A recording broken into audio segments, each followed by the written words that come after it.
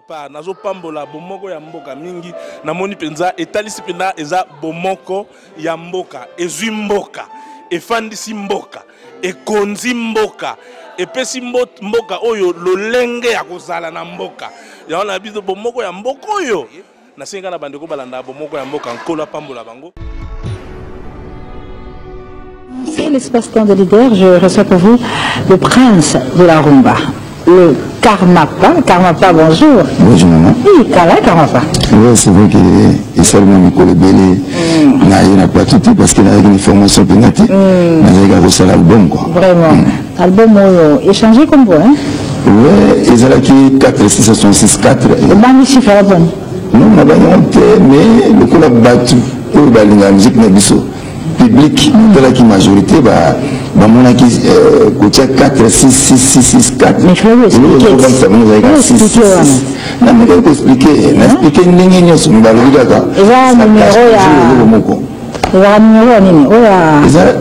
à prison, il y a Nelson Mandela. Oui. On a dit prisonnier numéro 4, 6, 6, 6. Voilà. C'est comme aligné en deux points. Parce que peut-être si s'est retrouvé dans Kati et celle qui a battu alors par respect na bango na lobité na yoka au bon pombe bango de ba consommer la musique na biso alors na yoka bango na lobi bon na longoli 4 666 4 wana kaka pona respect na bango basi ma père bon bango tango bima ndé na tiki kaka titre Caligula tout simplement ko bango bandini Caligula de ba benga ki Caligula en tout cas na Caligula na moni batu nyeso bazap en tout cas 100% bandini et tikalaka Caligula na longola 466 quand tu Caligula battu tout va s'appeler là parce que vu sujet on a traité la Kati il y a Caligula oui donc va s'appeler là c'est-à-dire ma solo la première dame wana la niveau wana tukuta na masolo ya Caligula en tout cas maman mandala duchesse wana en tout cas maman n'a retravaillé musique nana calmement ça fait 3 ans déjà depuis le millionnaire et Bima et la bande de Baza quand même dans soit faire Kanga et il a travaillé Caligula je m'appelle toi école Kanga non c'est de la pure rumba mais ça c'est du monde de la pure rumba musique là il y a Franco il y a Rochiro il y a Bombenga il y a Kwami il y a Grand Calais il y a Jean Serge il y a Pamelo il y a tous ces grands là d'abord na hôtel mana pesa na moto nini pa ya papa hôtel ka awa Samangwana mukuru mususu na moni papa Simara lubina na télévision abi mwana kana mwana yelo ko Samangwana na talinga mwana bi oh Samangwana géant dans la Zamouké. Le festival à Rumba, il vous a raté. Le festival, n'a pas qui m'a ramené sur le festival. Alors, monsieur Mpenga. Caligula. La Caligula, vous avez bien dit ça. Si, c'est Caligula. On a collé la mise sur Nayo. Kako Angulumi la mise sur Nayo, mon indénié, c'est mes côtés Angulumi la mise sur Nayo. Yo moto ko ngolinga vraiment Caligula ils ont un comportement mon comme abbé empereur Romain wana zalaki empereur Romain wana on a s'inspiré na ye avec un comportement très sadique na mami au moment a trouvé plaisir sur ça la batu mabe batu ka la entourage na ye et pourtant nous avons keza si je me monnaie suka na ye zalaki Caligula be kaka batu bana osala mabe bango ka ndeba lapide qui très bien Caligula ba lapide ya bonne et suka bonne et puis moi commande qui zo kama ali ayo non Caligula ba lapide eza elo ko moko batu basepel na makasi na yebi pété ndenge batu basepel na puisque oyo que nazana banzi mobile kat nazana AVC nazana Caligula nazana bébé gourmand et c'est combien de chansons na Caligula na Caligula nazana 2 volumes et le comme chose na ngena le ah mamami tout sitôt imprimé qui va disque na titre à 4 666 4 d'accord et tant on a heureusement ça a volume on est imprimé qui de ton ça awa est-ce qu'il est dans ce rôle na politaire à Epsinga habité car ça fait Batbazo c'est là au matro au sa premier volume c'est là 3 mois après ça deuxième volume tout ça là nous sommes vraiment et le gars tout ça il fait 4 4 tout long là nous tout tika Caligula 2 mois retard mon moké mon va clip c'est ça là tu vacances aussi là en tout cas ceux qui vacances avant vacances aussi là donc on larguer à moi loko mon moké na miko bina pe mon moké pour balinga na pumbe mon moké maman na éviter ça générique générique ça non pas bien la rumba au pumbe na pumbe na ndenge moko eloko mingi suna ngalo ba mama mais ezaki album est réalisé par Ngamoko. Ngamoko producteur mais en tout cas na Bombate ils ont bateau pendant encore le même album ya bango maintenant notre kola Emmanuel Kianda na ko ba disque na nga est réalisé à 90% parié. OK. Et na rubiga nzambe ya salsaï ils ont bateau subi ba salsaï mo e beli makasa ngata album oyo peut-être na attendre aussi ça awa na repousse mon bambote mais na lobiga ki album est produit par Ngamoko et dans le kobima boyo kaka kalito esala c'est de la pura rumba encore un extrait de Moubenga juste un petit extrait d'une des chansons de Caligula de Karmapa si tout va bien non soit kobima ce morceau va comme on échanger comme ça Maïmona a bondi c'est puis là on dit à Karmapa.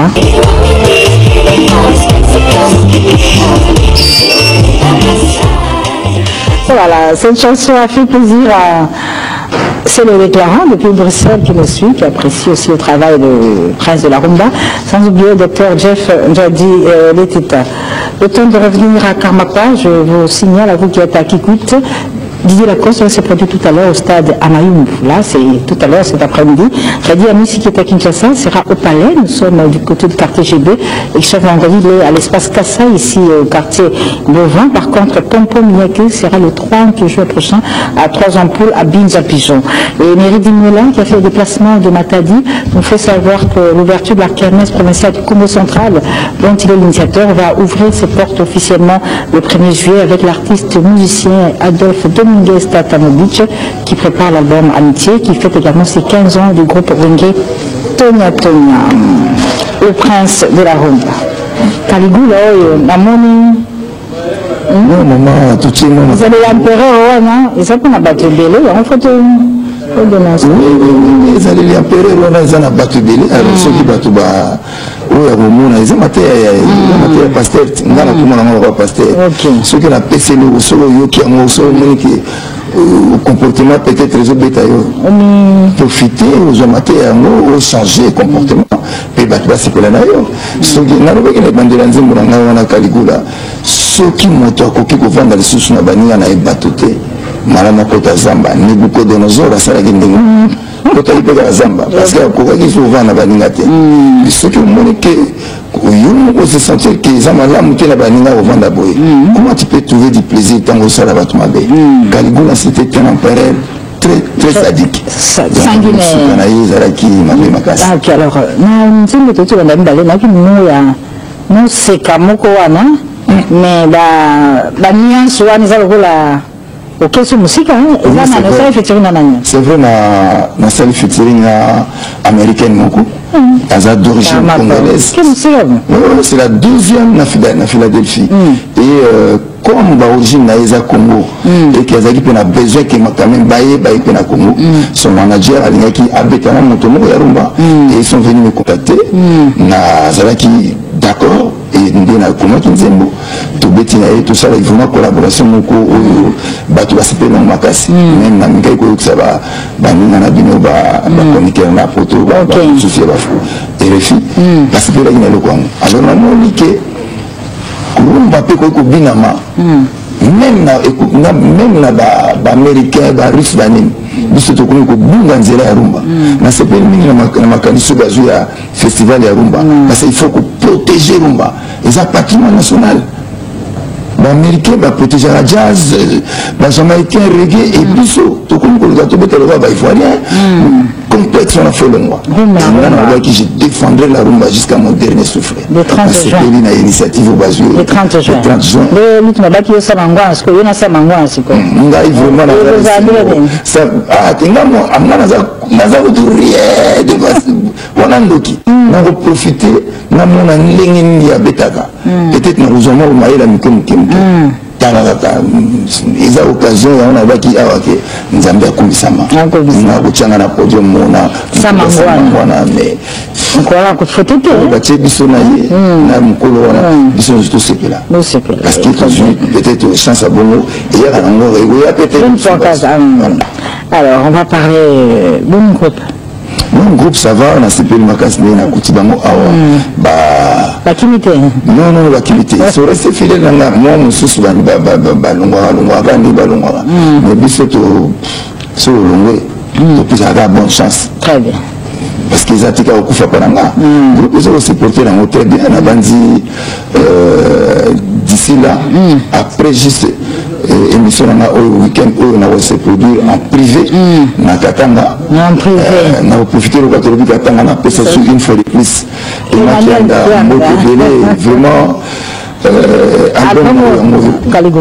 album na yango nalobaki na ko dédier kada nzimbo mo pas surprise nalobaki na lobonga lelo yepi a éviter parce que alinga ipinana na yembela batumi satu ba edinga balinga ki pété na sala bonga nzembo ba yebi pété mais na sala bonga nzembo na cité aba na tétézo se pela mingi na ema pardon deux plans du 15 dikenda très bien et na mona kilo na kopesa e kadoté parce que bablo basali na matete tout ce pays ba notable matete ba kuma pour pesa l'exemple ba son rappeler ba kususu ndena baki na ko dédier nzembo na salité na éviter ce qui ndengeni mais na pesa ka moto délai mingi na zako insister na Emmanuel Caligula c'est pas Emmanuel non c'est pas Emmanuel mais Caligula l'album du Karmapa le prince de la rumba c'est toujours un peu de voir sur ce plateau donc karaté le temps donc ça va 4-6 soigner longwa